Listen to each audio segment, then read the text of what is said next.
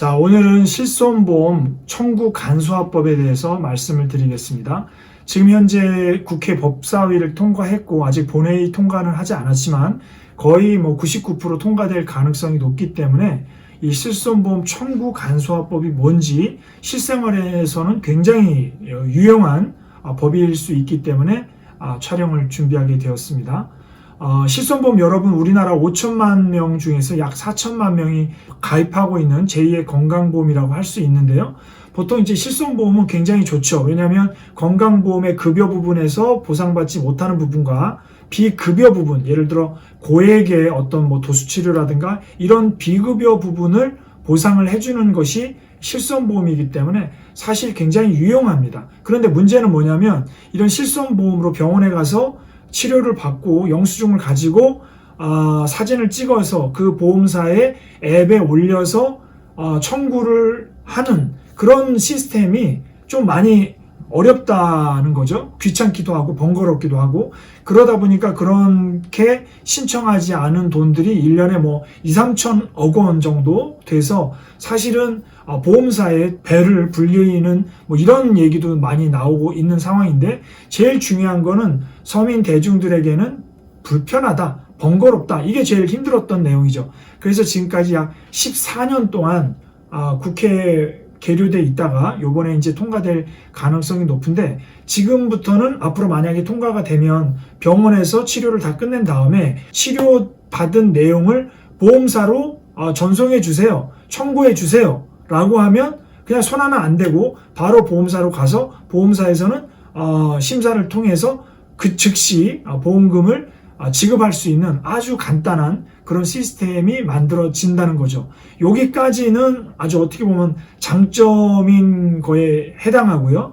그 이면에 있는 것이 이제 보험업계와 의료업계가 첨예하게 대치를 하고 있는 상황인데, 사실 보험업계 입장에서는 전산 시스템이라든가 이런 인프라를 만드는데도 굉장히 많은 돈이 들어가지만 이 실손보험 청구 간소화법에 적극 찬성하는 이유는 모든 사람들의 의료 데이터가 보험사로 들어오죠. 또 이거를 갖다가 공유를 하기 때문에 어떤 의미가 있냐면 이게 빅데이터화가 돼서 이 사람은 비급여를 여기서 100만 원 받았는데 여기서는 800만 원 받고, 이 사람은 감기 환자였는데 요번에 보험을 청구를 한다든가 보험을 새로 가입하면은 거절할 수 있는 빌미가 생기겠죠. 그래서 보험회사 입장에서는 엄청나게 방대한 데이터를 통해서 보험을 사전 거절하거나 아니면 지급을 할 때 좀 더 예리하게 거절할 수도 있고, 또 하나는 새로운 상품을 만들 때 요리조리 피해서 상품을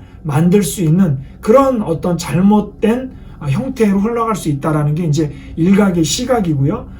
의료업계에서는 좀 첨예하게 또 반대하고 있는 이유는 뭐냐면, 그러니까 보험업계는 찬성하고 의료업계는 반대하는 이유는, 의료업계 입장에서는 가장 돈이 되는 게 비급여 부분이죠. 이게 이제 고액의 치료비를 받을 수 있는 부분이죠. 건강보험료로 안 되는 부분이다 보니까. 근데 이런 비급여 같은 게 보험사로 모든 게 다 전송이 되고 오픈화가 되기 때문에 어느 병원에서는 얼마를 받고 어느 병원에서는 얼마를 받고 어느 의원에서는 얼마를, 이게 완전히 공표가 되기 때문에 데이터가 이제 나오게 되는 거죠. 그러다 보면 아무래도 의료계 입장에서는 자기네들의 영역이었던 어떤 이런 비급여 부분에 대한 수가가 오픈이 되는 게 좀 불편할 수도 있는 이런 상황에서 많이 반대를 했었는데, 최근에 이제 통과될 가능성이 있다. 그래서 이 실손보험 청구 간소화법은 특별히 여러분들이 지식적으로 알아야 되는 그런 건 없지만, 앞으로 병원에 가게 되면 이제 실손보험을 위해서 청구를 바로 해달라라는 말 한마디만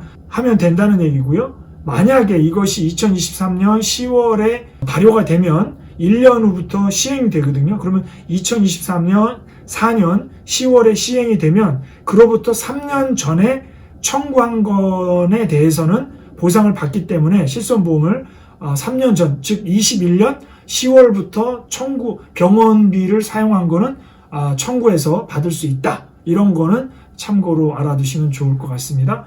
여기까지 실손보험 청구 간소화법에 대해서 말씀드렸습니다.